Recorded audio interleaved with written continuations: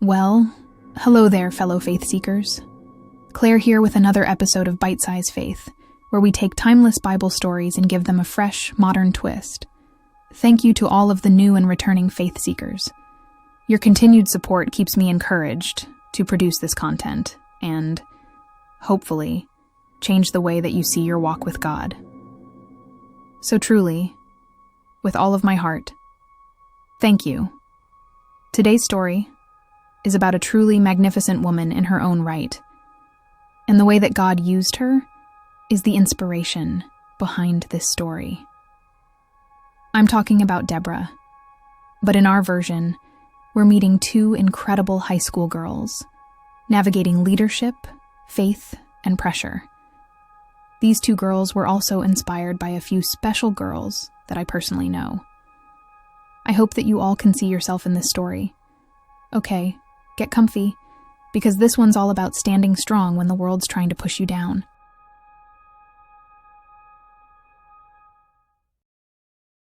Our modern Deborah is Daly Gray, a high school junior who's not your typical teenager. She's the girl everyone trusts for advice. Need help with homework, a personal problem, or life in general? You go to Daly.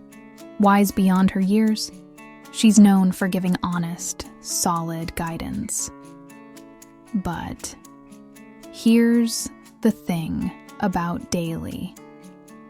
She's also the girl who often stands in the background, content with helping others shine, and at times, to her own detriment.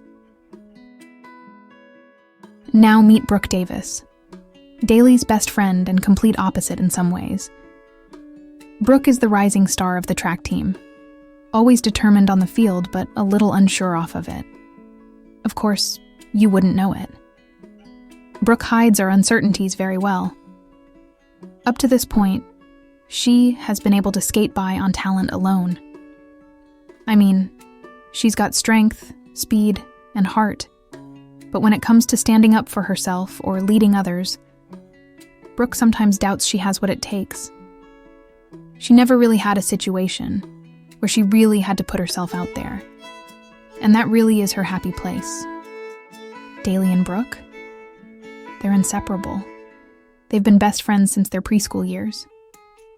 Daly has always been the wisdom of the two, while Brooke has always been comfortable being the strength. They've handled everything from wannabe bullies to school club conflicts, all still within the folds of their peers.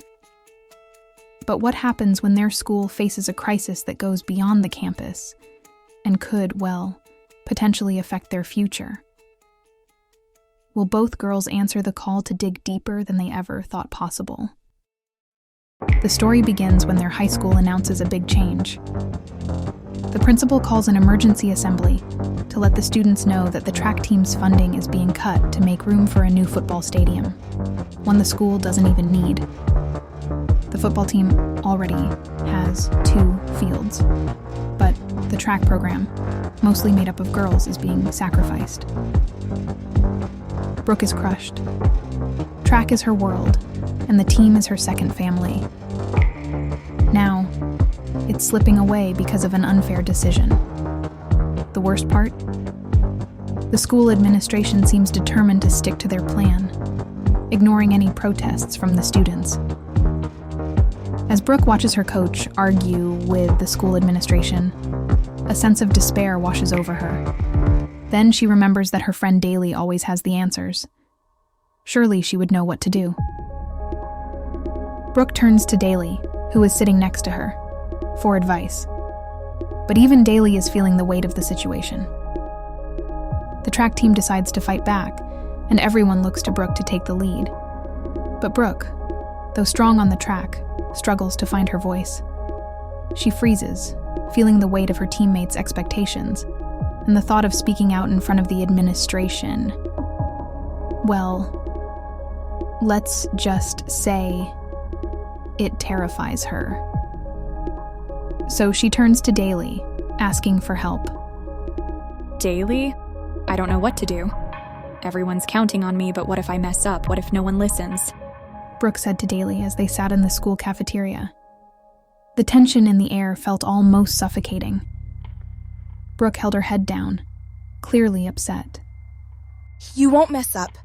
But here's the thing, you don't have to do it alone. I'll help you. I'll be right there with you, Brooke. You've got the strength and I've got the words. Together, we can make them listen. Daly gives Brooke the push she needs, but it's not easy. Behind the scenes, Daly is facing her own doubts.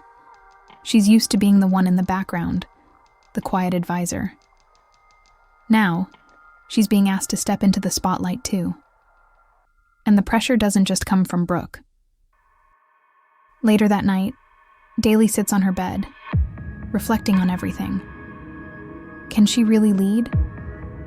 Does she have what it takes to help Brooke lead this fight? She's always been the one with the answers for everyone else, but this time feels different. The stakes are higher, and the pressure is real. Daly opens her Bible to the book of Judges, chapters 4 and 5. There, she reads about Deborah, the leader who stepped up when no one else would. That story gives her the strength she needs.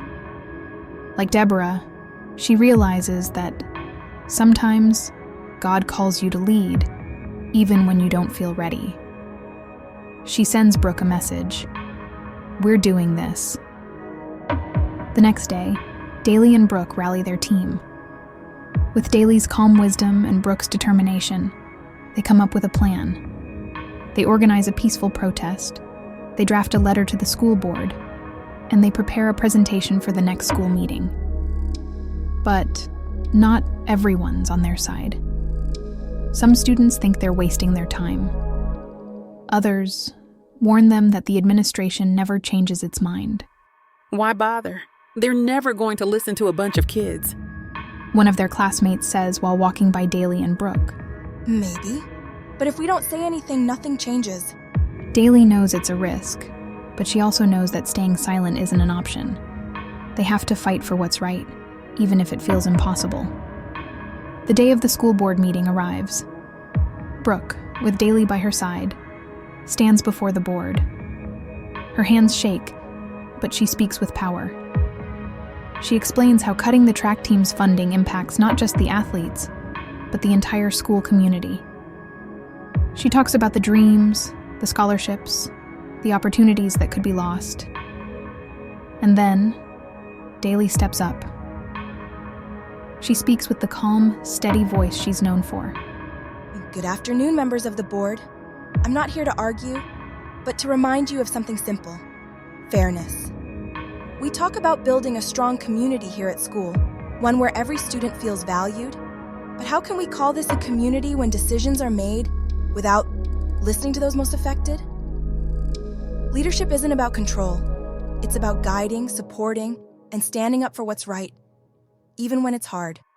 We look to you not just as administrators, but as the leaders who set the example for us. Today, I'm asking you to lead by example, to consider what it means to be truly fair. Not just for Brooke, not just for the track team, but for every student watching this unfold. Because when we work together, when we truly listen to one another, that's when we show real leadership. That's how we create a community that thrives. As Daly talks about fairness, about community, and about what real leadership looks like, the energy in the room shifts. Together, they make the case that changes everything. After days of waiting, the school board finally announces their decision. They agree to find a way to balance the budget without cutting the track program. The girls did it. Brooke found her voice, and Daly stepped into the role of a leader, just like Deborah. In the end, Daly realizes that sometimes leadership means stepping out of the background and standing in the light. Brooke learns that true strength isn't just about physical power. It's about courage in the face of fear. Together, they changed their school for the better. So what can we take away from Daly and Brooke's story? That no matter how young you are, or how scared you might feel, you can make a difference. Just like Deborah and Barack, we all have a role to play when it comes to standing up for what's right. Thanks for watching.